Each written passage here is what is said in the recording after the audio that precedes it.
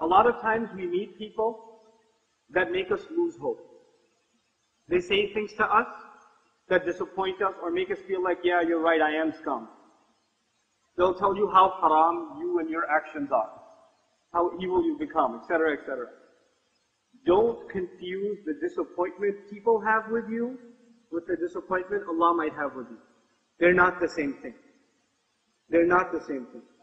Your parents' disappointment with you, your husband's disappointment with you, your wife's disappointment with you, your friend's disappointment with you, your imam's disappointment with you is not the same as Allah being disappointed with you. It's not the same. People can put you down, and they will. But Allah Azza wa Jal will never abandon, so long as you don't. I don't like to give a talk without turning back to Allah's book in one way or another. So I wanted to share this one of my favorite passages with you that deals with the last discussion that Shaykh Abdul Nasir had with you guys, which was about not giving up on people, and he gave us several instances from the instances of the companions' lives, radiyallahu ta'ala majma'in. I want to turn to a nation that we think is just damned, Bani Israel. Every time Muslims would think, the worst thing you could call them, hey man, this guy's like Bani Israel, totally. Right? That means like they're totally cursed, or, we hate them and they're going to hell. That's one example of people that are just completely damned, there's no hope in them. So I picked a passage that has to do with Bani Israel, so we're clear about something. So we understand how Allah talks about them. وَإِذْ قِيلَ لَهُمْ أُسْكُنُوا هَذِهِ الْقَرْيَةِ When we said to them, settle down in this town. This was said after they had crossed the water, after they had already disobeyed Musa alayhi salam and questioned his authority and had undermined him on several occasions. Even if you undermine a messenger once, it's enough for you to be done. But they were given opportunity after opportunity after opportunity. At the end of it all, Allah says, I'm even giving you a city and a house. Go ahead.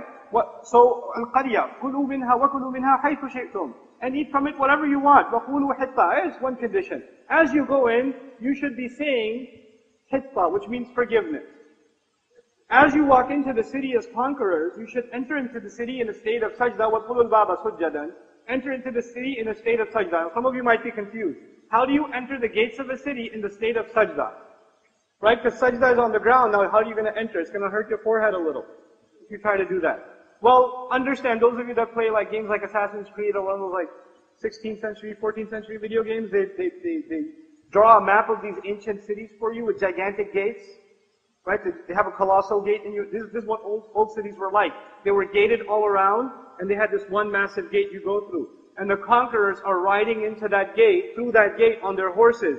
And their heads are on the necks of these horses in sajda. A conqueror walks in like this. Because he's dominated the people. The people's heads are down. And Allah says, you're conquerors? No. You put your heads down to Allah when you conquer the city. And as you're putting your head in sajda, while you're doing so, what should you say? Hitta, you should be asking forgiveness. Forgiveness. Forgiveness. Forgiveness. As you're going in. In a state of sajda, you're asking for forgiveness. Allah says, all your past crimes are forgiven. Just do this. Just do what? Ask for forgiveness. Have they done small crimes or big crimes in the past? Huge crimes. Not just in the absence of a prophet, in the presence of a prophet they've done huge crimes. What are some of those huge crimes? Let's see. Oh yeah, worshipping someone other than Allah. A calf. You know the story. Crimes like murder. Crimes like disregarding gifts of Allah, saying this ain't enough. Where's the rest of the menu? What's for dinner? Manna and salwa. What's for lunch? Salwa and manna. What else we got? Can you go ask Allah to place some additional orders, please? This is how you talk to Allah Azza wa Jal. And Allah says, all forgiven if you just do what? Ask genuinely for forgiveness. And they played with that. Has Allah forgiven previous sins before? To them? He's let so many things go.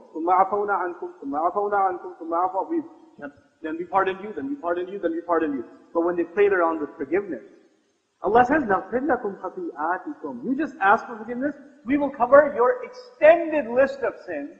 وَسَنَزِيدُ الْمُحْسِنِينَ And we will increase those who have ihsan. Now you guys know, there's Islam and then what? Iman and then what? Ihsan.